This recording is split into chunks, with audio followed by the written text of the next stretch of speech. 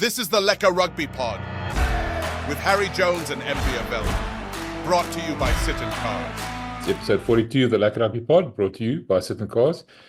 And before I forget, guys, please remember to subscribe to this channel. It's important to us. We need your support. And also, while you're at it, press the like button, share it with as many of your friends as you possibly can. So with that out of the way, how's it, Harry? It was an exciting weekend, but boring at the same time, don't you think? How's it, MV? Well, Test rugby is never that boring because the minute you have a game that is without doubt, you go into other things. Then you start looking at your favorite players, or you start doing what we always do is, my guy's better than your guy. He's overrated. He's underrated. And so it's a fertile field. And it's interesting that 85% of revenue for almost every single national union comes from Test rugby. I mean, no matter what they say, they have initiatives about sevens, women's rugby, grassroots this, in provincial. Listen, 85%. The lowest is 80%, I think, for Ireland. But 85%-ish is where all the money comes from. From these 12 tests, only 6 of them at home. So imagine, because of that, how focused it is. The full stadiums bear witness. A place like Murrayfield, every single match was sold out, even against Portugal. And the ones against Australia and South Africa were sold out ages ago. You could only buy them on resale. And I can tell you that's true. And it's not like the stadiums in New Zealand and Australia nowadays that struggle unless they have South African expats to fill it up. Hey, rugby's in good health, and a country like France we should listen to. I give the French a hard time on this channel. I give them a hard time everywhere because I don't know. I think they want to be given a hard time. I think they just walk around with that scowl and they shrug all the time because they want some attention. So I'm giving them attention. But we should copy the places where things are working. And there's no doubt that the French can put on a show. I mean, if you just watch guys that had never seen rugby, a guy walking into and watching with me the opening of New Zealand versus France. I mean, he said, I would watch this just like to watch it as a movie.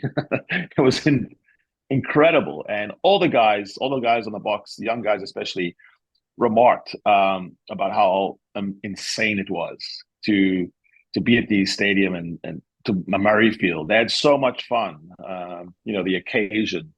So, I think in the end, we have one more round to go. I guess Ireland host the Wallabies. But fascinating, captivating over the course of a month to see which teams adapted, which teams are running on lost legs, which teams have some more petrol in the tank, and which teams are surprisingly out of ideas. And you and I talked a lot about which coaches were under pressure.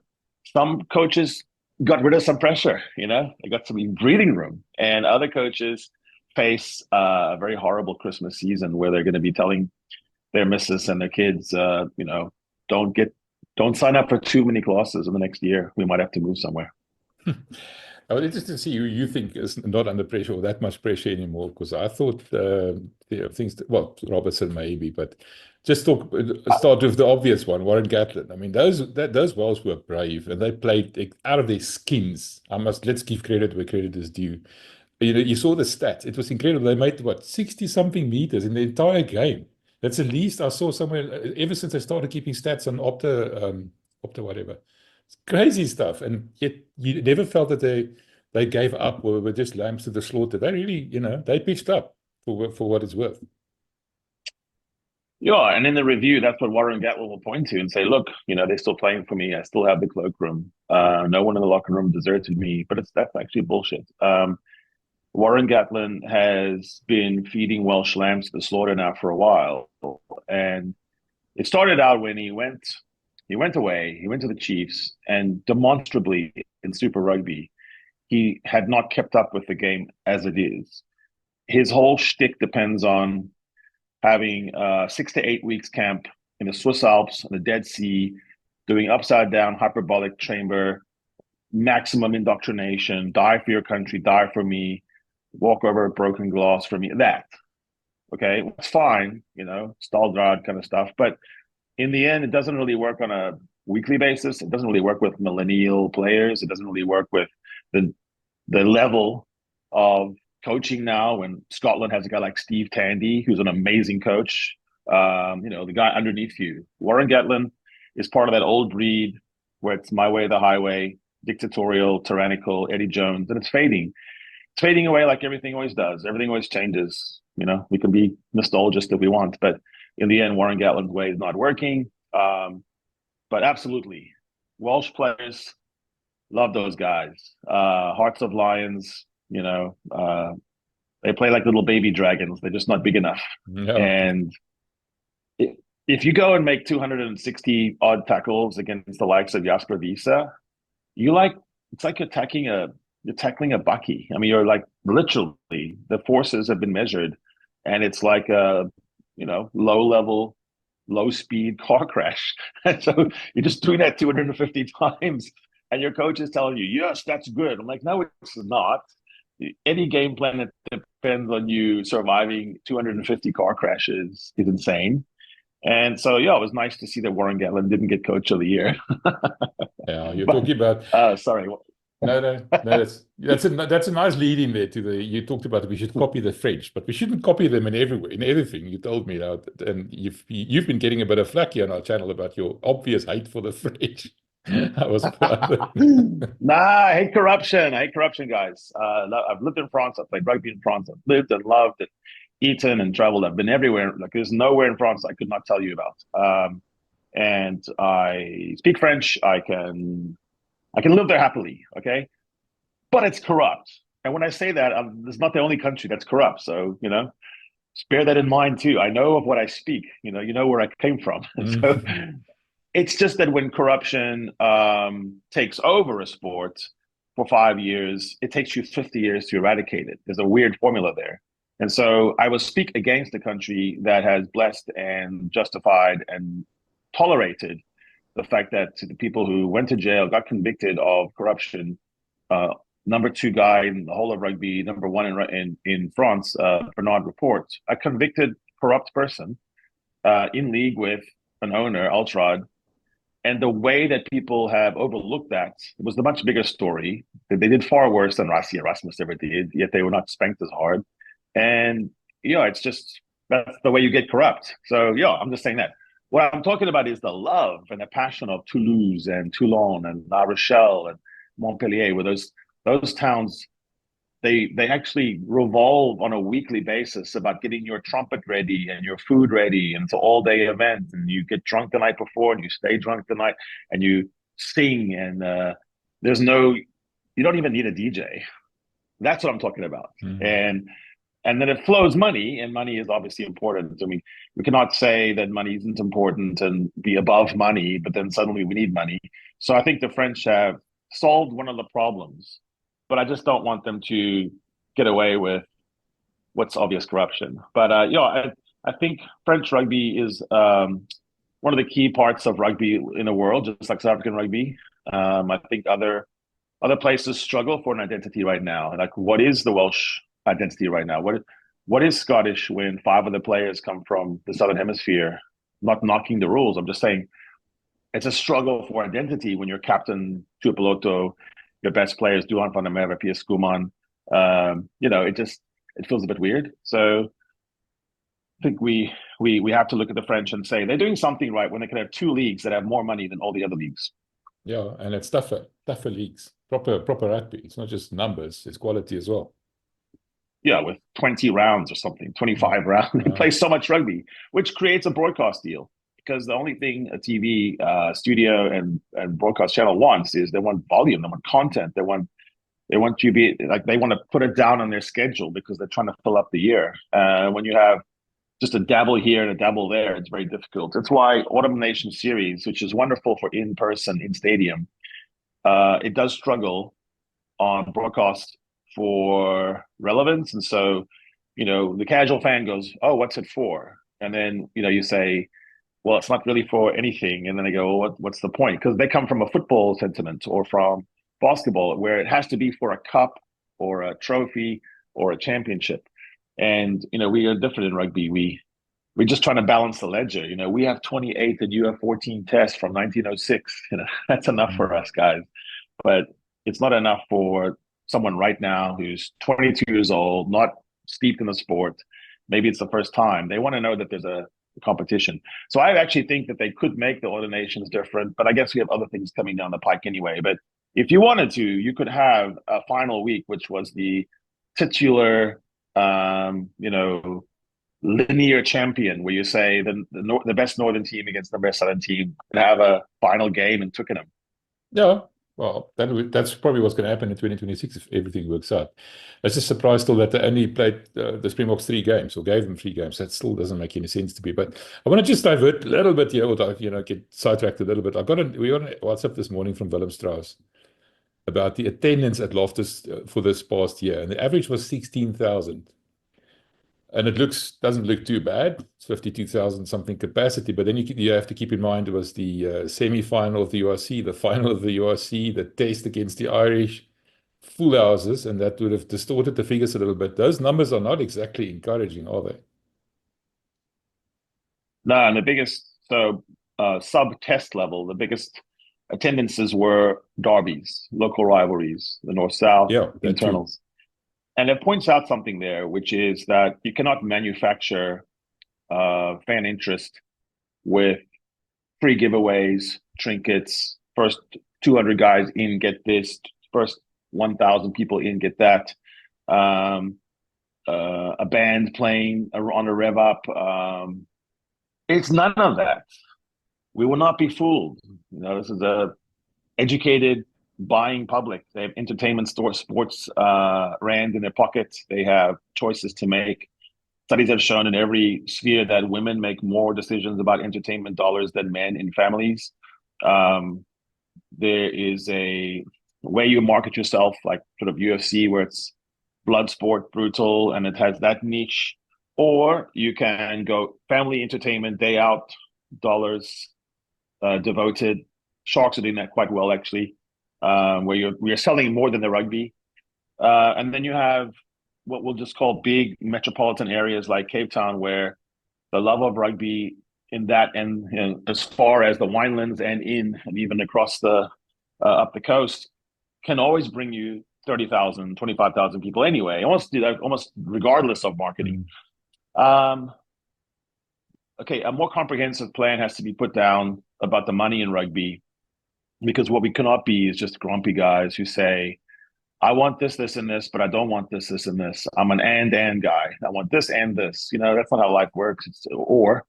Sometimes you have to make compromises. Sometimes you hold your nose and you make bloody deals. Life is full of making deals. You want to do something. It's fun, but you have to be able to fund it. So I think rugby is struggling with that. We're probably still, to be honest, if you look at this on a larger point of view, we're still an amateur sport doing professional things. We're half professional, we're half amateur, we're a bit professional. We're also the brother-in-law who went to varsity last year, gets a job doing marketing, but he doesn't know what he's doing. We're too much into, did you play rugby? How was your highest level? Instead of, are you really good at social media? Are you really good at driving merch? And the truth is that someone could be the best merch person who's never even touched a rugby ball. And when you have to drive results, and you have to be really brutal about who's good and who's not. So that's a problem with hiring your brother or your son-in-law. You don't fire him. So so you end up stuck with these kind of old boys clubs, the elbow patches, and the blazers with the colors on them that went to the right place, same place. So life has a way of making that happen anyway. Modernity will always win. Life will move on. And just like Rassie Erasmus brought the Springbok team into the modern era and then took a lead, like lapped everyone. I think the same thing in the boardroom has to happen for South Africa, for Wales, for Scotland, probably in New Zealand even. A team that we've always revered and we always thought had the answers. They don't. They're very much stuck in amateur days. So you can see that some of the models in Ireland and in France are actually working. France has resources. Ireland does not have the resources. Ireland has the resources of, KwaZulu Natal. Like it would translate to the Durban metro area. And so with a lot of competition from other sports, from GAA, hurling, Gaelic football, football. I mean, it's not like Ireland should really happen. So we need to be, and I think Rassi on the rugby side is very humble in the sense that he does copy people. He looks at things that works and he does them. He's not stuck in his ways. I think in business models we are pretty much stuck still. You know, we think that there has to be grassroots. We elevate small interests that divide. Then we try to divide and conquer. It's a mess.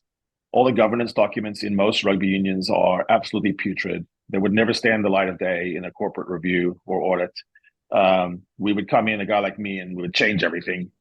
But we don't, because we also love our union, and it's patriarchal, if I will. And it's like honoring the old saints of rugby, and it's just kind of a mess. So we need to get honest about that if we want to survive and thrive in a very crowded entertainment sports arena where young guys do esports. Some of the fastest growing sports in the world are played from your couch, where you interact with the top players on while they're playing. So everything is different, and we have to make sure. So I want Loftus full. So how do you do that? Whatever we've been doing so far isn't working. So I don't want to hear someone tell me that we have to keep doing what we're doing, because it's ridiculous. So like, it's not working. So you have a team that's challenging for the title. You have incredible Bok players. You have incredible history. You have beautiful rivalries. But something's not working. And it's not about having more DJ music. That's not the answer. Two things you mentioned there. The first one is merchandise. I remember when you first came across here, you were saying that Nike dropped the ball in this big time, and now a South African company, old school, sort of the de facto merchandise supplier of the Springboks looks like. I mean, completely out of left field. I agree with you. Nike dropped the ball here. I mean, number one, the designs are abysmal, and secondly, the availability is sort of non-existent. It's starting to trickle through now, but for a big company like Nike, you would have expected more. I'm sure SA Rugby would have expected a bit more. Yeah, on a supply demand thing, it was insane. I came over to Joburg the last year. First time around, whenever Nike really came out with the unis, and I had literally an order form from friends and family and people far and wide from me. And I came into the biggest shop in the Mall of Africa, and I said, I want 25 of this and I want 20 of that. They had 3. I mean, it was unbelievable. It was during test season. I don't know how are you gonna stage and flood your supply chains, but it's not that difficult. And so I smelled that it wasn't probably just Nike dropping the ball. Someone was telling Nike what to have ready, and that number was way off. They were underestimating the what happens when you win a World Cup. They were underestimating when you're the best at something in the world, and where the brand itself is capable of catapulting and leapfrogging other brands. But it's a criminal fact that Wales, who we've just talked about as the sick man of Europe, the alien one, their brand is bigger than the Bok brand right now. They go to market and test it. How is that possible? I mean, we don't even know any Welsh players. Everyone in rugby, I don't care where you are. You could be a guy from Norway who plays a rugby club. You know 7 Boks. Everyone in New Zealand knows 20. And most New Zealanders nowadays quietly, shyly are saying that they're the best players in the world. All across the world, you have the potential, the underpinnings, what you need for a brand. You have incredible personalities. You have your snarling even with your good wine farmer, Peter Steff. It's a beautiful thing. Put those two together as a bro, and make them go on show on the road with Sia as the funny guy. I mean, you could do whatever you want with these guys. You just need to have some balls and some vision. The other thing was, you talked about holding your nose and taking the money, and you've been talking about this a bit now, about this league now threatening to sort of upend things in rugby. This weekend, Edgar Rathbone, the CEO of the Bulls, said that before he felt there was about a 50% chance of this deal with Ackerleys going through. He's now feeling that's 85%, because they seem to have come to an understanding, might be coming to an understanding about the hosting of the tests. That was a big sort of deal breaker almost. And it seems to be like the guys are starting to see a bit of sense here. Rather take the money, 10% of a little bit is better than 100% of nothing. So that seems to be coming to fruition now. I mean, it's just a negotiation. People are acting like the deal is what it is in stage one. From stage one, which was whenever people started talking about it, to stage 10, when you actually ink it, it's a lot of things, it's a lot of sparring, a lot of, clause A moves to clause B, and you insert and accept, and you throw in codicil A1, 2, little b. That's the job of the scriveners. But you have to posture a little bit. What you don't do is embarrass your negotiation partners. You don't call them names. You don't doubt their motives. You don't run away all other capital bidders because they go, geez, I don't want to be doing business with those guys because it's a clown show. What you do is you keep making your points. You find your salient points, the ones that make your value high, and you keep expressing those, and you express your misgivings. And then you go into a room with guys that you shake hands with, you have some coffee with, and you get to work for 3 or 4 hours. You come back with another thing. And in the end, you get there. But first of all, it's not a little bit of money. It's only a little bit of money if we just want to say that. But we're not sitting on a pile of money right now. Okay. Number two, there are ways to carve out commercial interests and define brand building in such a way that you're not selling the buck, you're not selling the proud history, and you're not selling the upside, and you're not putting a ceiling on yourself. In fact, you're expanding the ceiling to the heavens, but you're just starting with something that can establish relationship. And the termination rights and the ability to walk away and the ability to split and to scale, there's infinite ways to do that. You can skin a cat many ways, but you got to start with the idea that you want to work together and that you can build a relationship to build a brand. Because right now, like I said, we're 7th in the world on brand, even though we're number one, really number one and no one close on the field. No, I agree with you 100%. And I didn't mean to offend anyone if I said a little money. I mean, relatively, please. You're the impresario there. I'm sort of qualifying my statement, backpedaling as I'm going along here. No, I'm kidding. The next thing, let's get back to the French. And you said in a tweet there, the day you have to wonder who on earth this guy is as appointed the coach of the year, you know something's off. The seventh coach of the French, I mean, come on, what a joke. What's your thoughts on that? I'm sitting here right now, I don't know his name. So I try not to get too excited about awards, and I actually weighed in on this one just because I think Rossi must be forgiven. And I think the signal, what the message of this is, he's still not forgiven. And I don't like that. I don't like unforgiveness. No matter what faith system you grew up with or tradition of organizing your morality, you've got to say when someone's done enough to make up for what they did. First of all, we can argue about how bad it was. Like I said, I think people coming on, a coach coming on and say that there was a 16 players against me or that the referee cheated. It's far worse than making a forensic video where you play up the mistakes, but you inform the public. Shouldn't do it, but I think in 5 words you can say worse. So I've always thought there was a hypocrisy there. I think it was the main problem was that he embarrassed a referee for making way too many mistakes in a game, 22-ish, 16 admitted when 4 or 5 was material error by Ben O'Keefe was considered to be the best in the tournament. So you want to get that level below 10, and you certainly want to get even below 5. And Nick Berry had 22 or something. And so, and they did sort of favor, not intentionally, but it on the day, it favored the team that was the messier at the ruck. Messy rucks are a problem. They're hard to do. I think Rossi was frustrated, and he took a hit for that. But I think it's too much now. It's become like a fetish. Like they just won't look at the obvious thing, which is unless you have a rock for a brain or someone just like sucked out your brains and put them into a jar. There was only one coach this year in rugby. Our sport is 15s. 7s is a training skill. You have 10s, you have 7s, you have 5s, you have 4, whatever. Did nothing. That's the stuff you do when you're trying to not get hurt and you want to run around your tackies. Rassi Rasmus took the most difficult task in world rugby, which is how do you follow up a win when everyone's emptied out their souls, they got nothing left, and then you say, let's go again. Oh, by the way, let's play Ireland, who really wants our blood. Let's have a public that is incredibly difficult, the most difficult fan base on earth, which is I want you to bring in new talent, play different, attack, but you can't lose, not allowed to lose.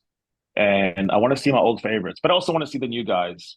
And by the way, anything that happens wrong, it's the coach's fault. And everything that happens good, it's the players. Not to be grumpy about that.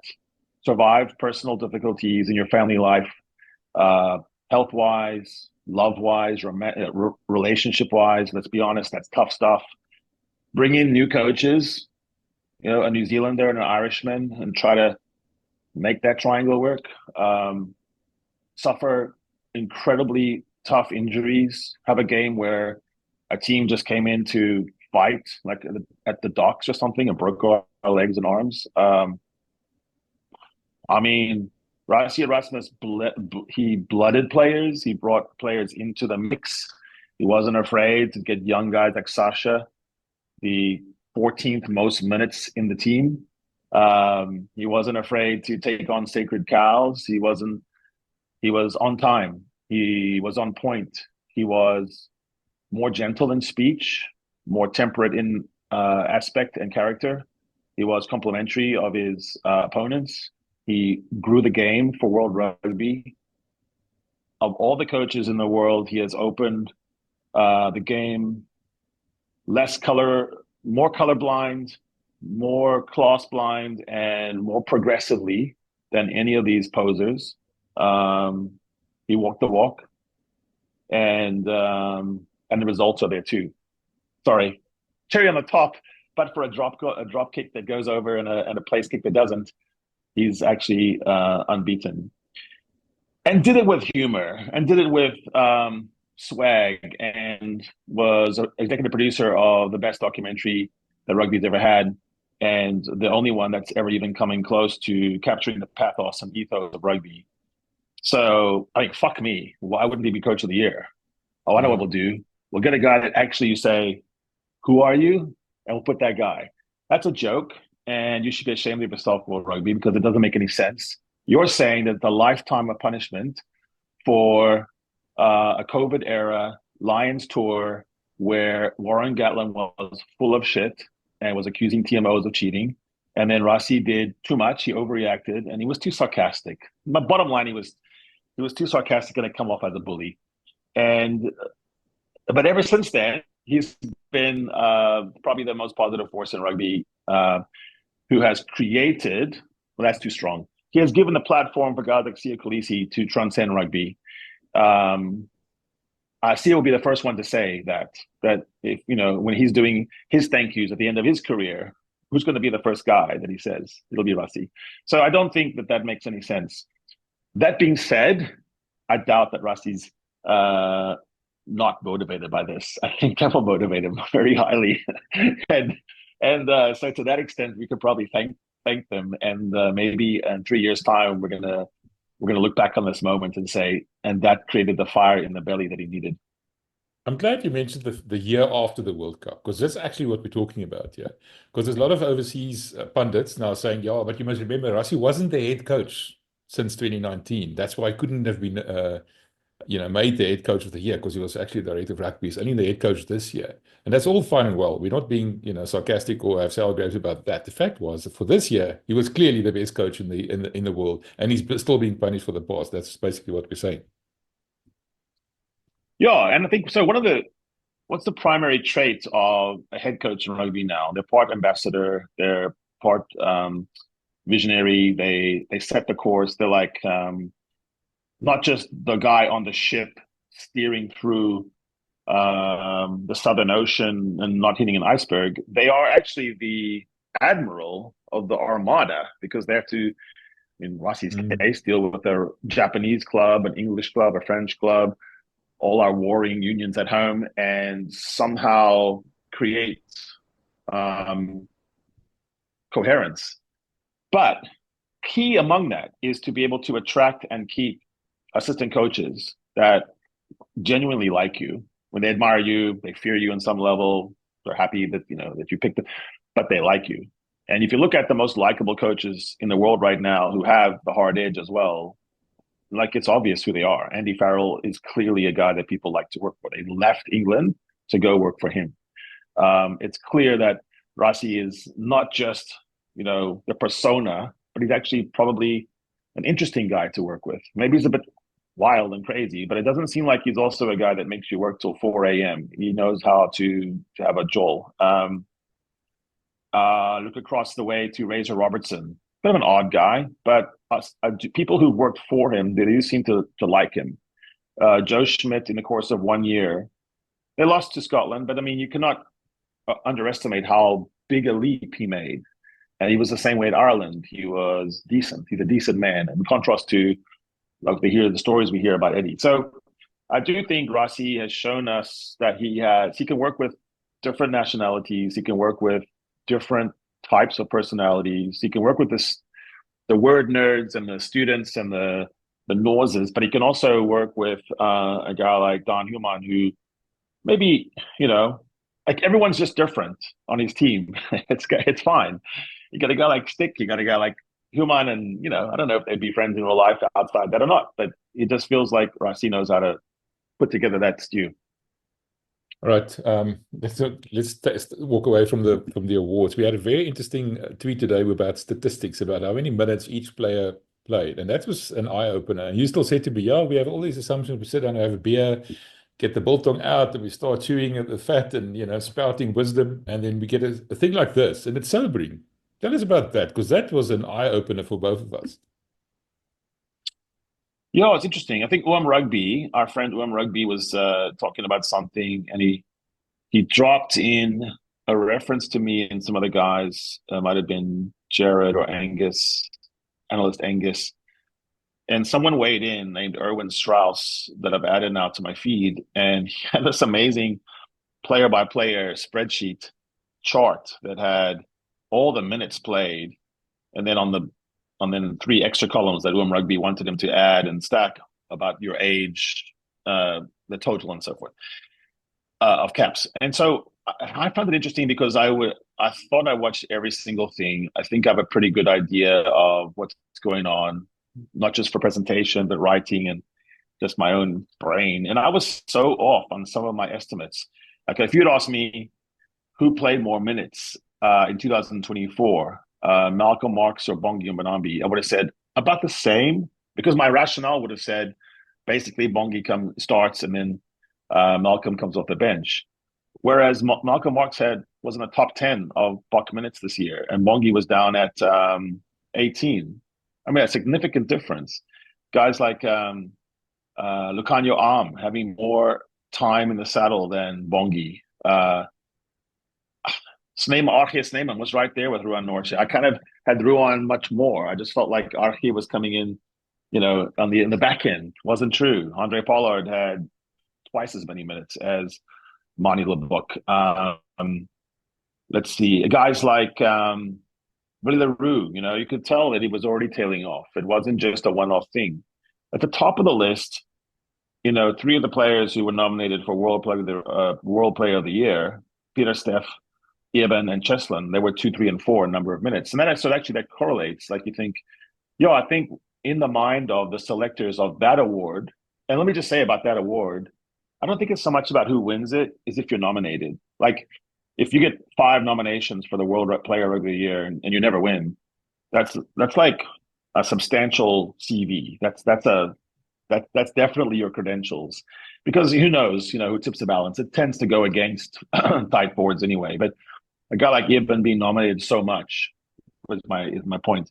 But mainstays, what you saw is that Fassi, for example, he had the 6th most minutes of the Bok season. I didn't know that. I would have not have guessed that. I would have guessed he was far below Damon Delende. Actually, Delende was one below him. So fascinating to look at that. And the main point of that is just that in the wash-up of the season, we take some time and we look at things. And in coming weeks, I think we'll get together and take a bigger look at what was achieved in 2024, whose stocks rose, maybe whose stocks dove a little bit, and who remained even. I'll just top line tell you right now, Jesse Creel, if you just go back and read the rhetoric, and some people were saying 3 years ago about Jesse Creel, doesn't know how to pass, too slow, time is gone, just a muscle head, whatever. most minutes the Bok season. You could argue he was the foundation of the Bok team. You could argue that he allowed Jesse allowed the coaches to pick other experimental players, because if you had Delende and Creel there, and Creel for particular, you could pair him with anyone and it wouldn't matter. And he was the traffic director. He was the guy in the middle of the intersection when the robots don't work. So I think we should look at some of those things, and we will. And maybe there's going to be some unpraised heroes, and maybe there's also going to be some people that we're giving too much airtime to. But what you mentioned just now, we're going to do that over the next 2 weeks or so. We're going to be tapering down over December because you have to climb some mountain somewhere. Where's it? Utah. I tried to go away in the silence and get ropes and chains and ice and snow and no oxygen and test myself.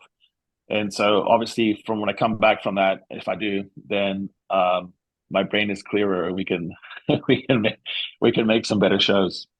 Yeah, the one thing that you talked about, Jesse, and to a lesser degree, Damien Dialenda, is sort of born out of the fact that they were chosen for the World Dream Team. That center combination, they're in there. Part of the other 5 South Africans in that team as well, with 7 out of 15, and it could have been more. What did you think of that dream team? Wasn't bad. I thought the number 10 was kind of weird. Damien McKenzie. I don't think that was right. I don't know where they got that from. There was some tremendous candidates for number 10, like the Argentinian. I thought that in some ways Marcus Smith was more Damien McKenzie than McKenzie was this year. So if you're only looking for certain things like accuracy and goal kicking, I think McKenzie was pretty high. No, I thought it was fine. The midfields, actually, I thought the midfields around the world were very good this year, and so I think it's a tremendous compliment to Jesse and Damien to be picked ahead of guys like Sione Tupeloto and Hugh Jones, who were magnificent. Chocobaras and Sinti combinations. There were others that were just, I thought, really, really good. And so I think that's a feather in the cap. It's very difficult sometimes to pick a team like this. Malcolm Marx gets in and you kind of wonder, is that really true? Was Julian Montoya more instrumental in Argentina's rise? Then you look across the stats that we're looking at from Erwin Strauss, and you go, wow, Malcolm Marx did play a lot. He was the top 10, so maybe he did. But I don't think it was his best year, Malcolm. So sometimes I think these teams get picked from a 3-year moving average, or the body of work. I think that's what I'm looking for here. The body of work kind of award, which is fine. If you don't like that, then go out and earn it. Get your body of work and see if you're better than Malcolm Marx. But in general, I think it's difficult as well because some teams have different ways of going about it. Some teams like Ireland say, Caelan Doris, you are a guy, you're our best player, our best guy in the pack. So we're just going to play you all the time. And he's clearly really good. Whereas New Zealand has Artie and Wallace Atiti kind of shifting places. South Africa doesn't mind trying different combinations. And so sometimes you get players from teams that weren't as good get into a world team, if you're honest. I'm saying all this because I have to pick one for the Roar. And it's difficult, what are your criteria? Was it about impact? A lot of minutes, but impact in minutes, or was it that you never made a mistake? Who do you want to be a representative? I think some players are obvious. Ibn Etzebeth was definitely the best lock in the world this year and has been for quite some time. He's seen off a lot of challengers along the way, by the way, but he is by far the colossus of second row rugby in this decade and over the last 10 years. There's no one better, no one finer. And then there's other positions where they're more season by season, like a number 9. I did think it was fun that Jameson Gibson Park got the nod at 9 instead of Antoine Dupont. Yeah, that was an eye-opener.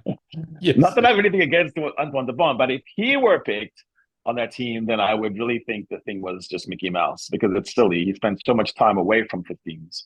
All right, Harry, like we said, we're tapering off a little bit. We're going to be doing 2 more shows on the Monday, and then, like I said, we're going to go on a bit of a holiday. But tell us what you're planning, what you're thinking we should be talking about over those 2 weeks. You mentioned briefly that we're going to be looking at the season as a whole. How are we going to dive into that a bit?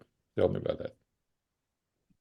Yeah, well, our creative process, as much as it is creative, we don't actually plan that many weeks in advance. We don't storyboard things. But my imagination, MBA, is that I will look at the season as a whole and try to be a little more creative and poetic about it, find interesting categories, get away from the same old way of looking at it, and try to understand what just happened.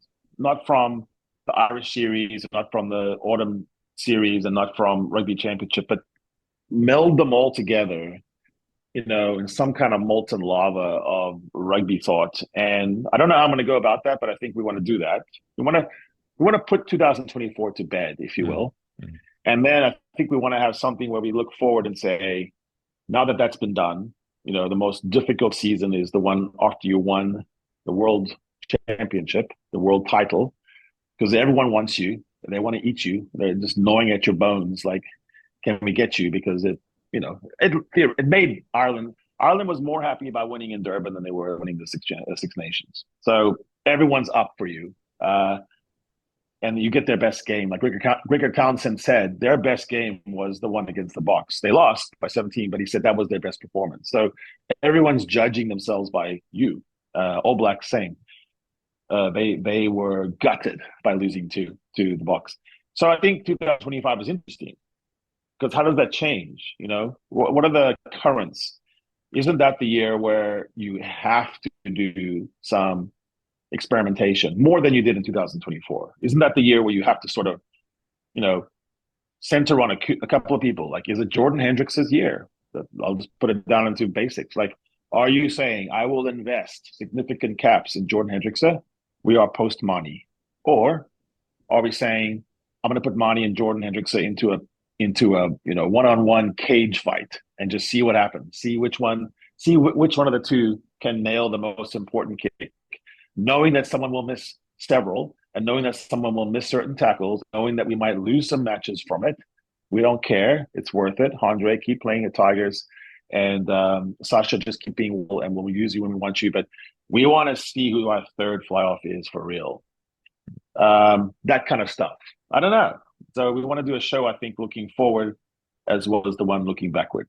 I want some more of those poetic, things that you do, like the Kirtley Arends and the Cheslin Colbys. We're going to get some of that.